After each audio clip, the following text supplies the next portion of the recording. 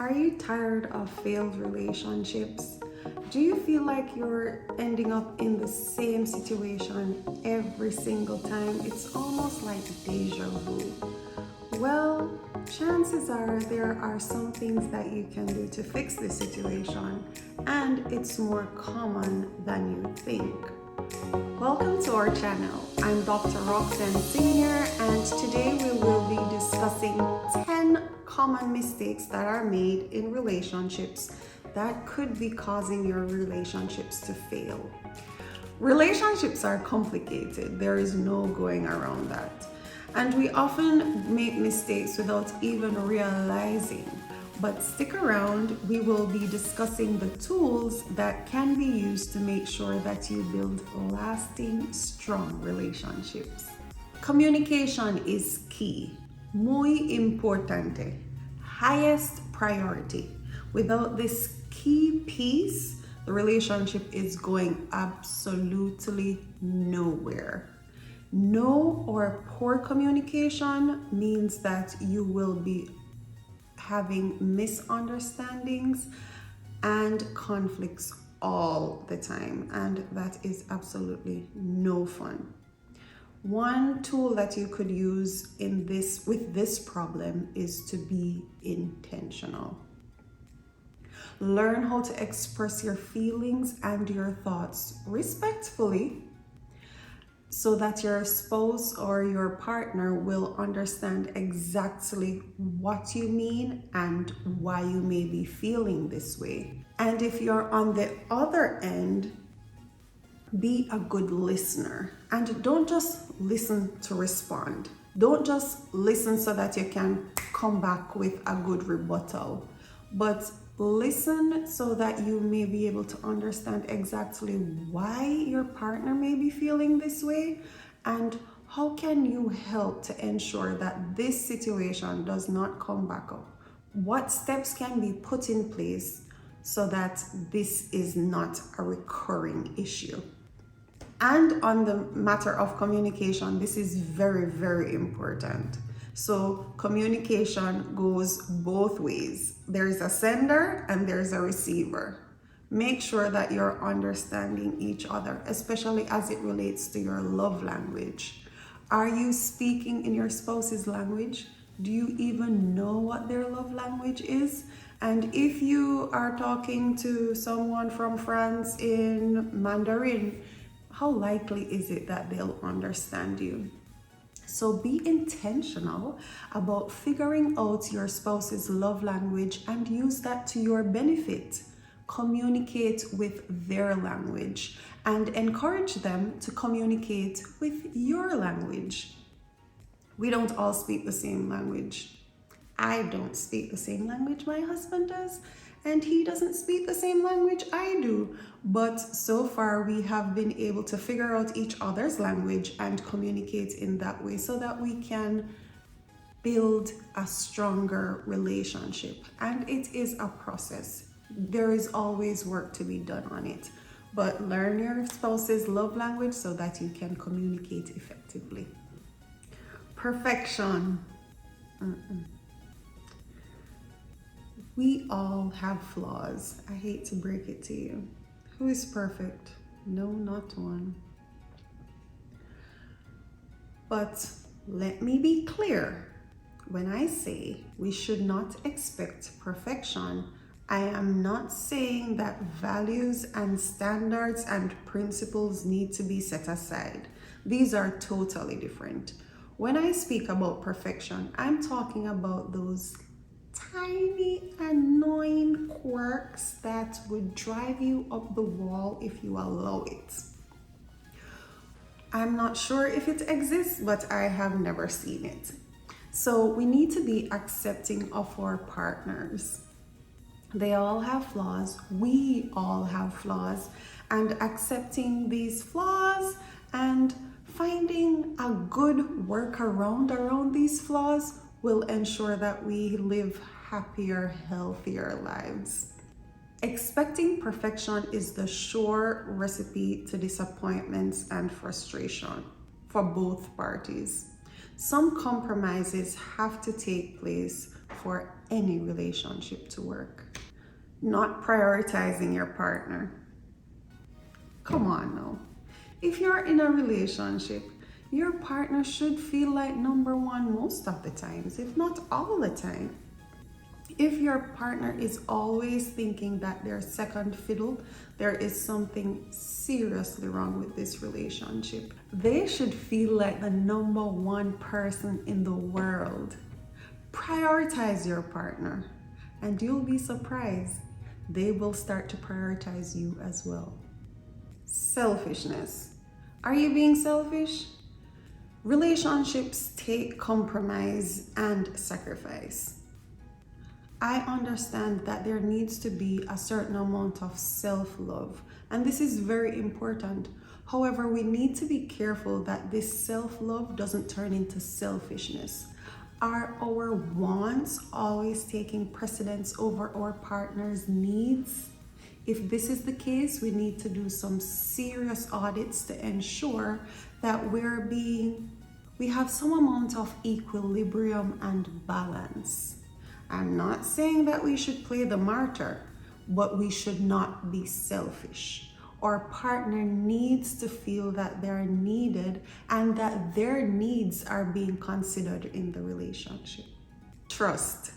This is a big issue and a big topic, and I'm not sure if I'll do it any justice in this short video, but this is a very important part for any relationship to work. Not trusting your partner can cause a lot of issues in your relationship. Trust is an essential aspect of any healthy relationship, and without it, the relationship becomes unstable and there will be a lot of insecurities. Now, I understand that everyone has their journey, and during the journey of life, some people have picked up some kind of baggage. There may be some people who have been traumatized in previous relationships, and all this hurt and trauma causes you now to not find yourself in a position to trust. If this is your case, you probably need to hit pause on having a relationship at this point.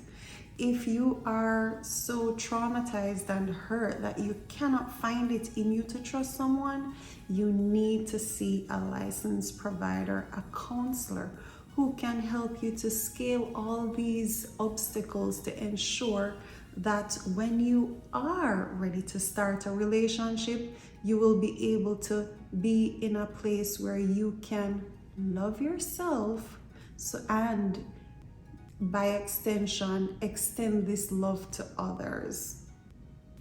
But for the relationship to work, despite whatever you have been through, you have to be able to trust this person. Lack of intimacy. This is not only physical, but there are certain layers that need to be nurtured to ensure that you and your partner can remain connected.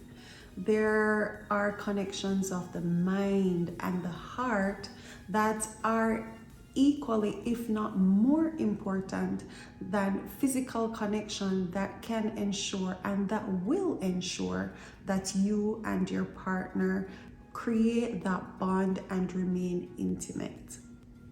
Not resolving issues. There's an age-old saying that said that the sun should not go down on your anger. Well, there's another profound speaker and writer that has said that conflict delayed is conflict multiplied. This tiny issue that you haven't found it in you to address will continue to build until you turn around and there's a mammoth in the room. Be intentional about resolving all the tiny conflicts so that they don't turn into big conflicts. For you to be able to resolve these conflicts effectively, you need to know your partner. You need to be acquainted with your partner, study your partner. There are certain times and places when addressing these conflicts will be effective, but there are certain times and places that this is not a good idea to address right now. So figure out and be a constant student to finding out when would this be most effective, because we shouldn't be exercising futility. We need to be productive in everything, even in resolving our conflicts. Ungratefulness. Yeah, this may be a problem. Are we entitled to everything? We deserve everything we get? Yes, we may deserve everything we get, but that doesn't mean that we shouldn't be appreciative and express gratitude to our partners. Gratitude and showing appreciation goes a very long way in building relationships, in building healthy, strong relationships. Take a minute just to think about how many things you appreciate in your partner, and you will be simply surprised. But whenever you find that out, don't keep it to yourself. Let them know how much you are grateful for them and how much you really do appreciate them. Not giving enough space. Now, in the beginning of any relationship, it will be very cute, or not, to be clingy and possessive. But it gets old very quickly. Imagine two individuals, and emphasis on individuals, come together to form a relationship. I always say opposites attract. So there are definitely going to be certain things that you really don't enjoy that your partner will enjoy.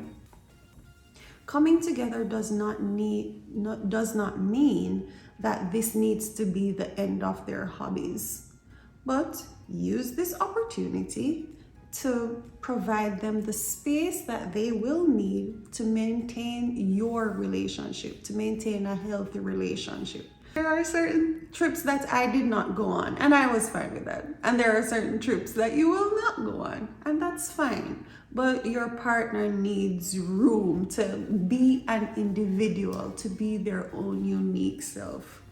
Give them that room. And for the final one, this is a mistake that we often make. We do not learn from our mistakes. If we have gone through an unpleasant situation that has even left us hurt or traumatized, chances are that we had something to contribute to that whole situation. Use the opportunity at the end of that relationship or situation or whatever it is, at the end of it, use the opportunity to really do some auditing and introspection and figure out what did you contribute to that situation, and create a system to ensure that you will never be in that situation again. The onus is on you to learn from your mistakes. It is your responsibility. And whenever you get to that point where you can adequately learn from all your unpleasant situations, you will find yourself in a situation where in the future, these exact unpleasant situations will be far less. There it is, 10 common mistakes in relationships. You can build healthy relationships, but it takes forming healthy habits. Relationships are fun, but they take a lot of work, they take a lot of effort, and they take the correct mindset. Thanks for watching. If you have not already, please subscribe and don't forget to like, comment, and share. And remember, it's a great day for a new start.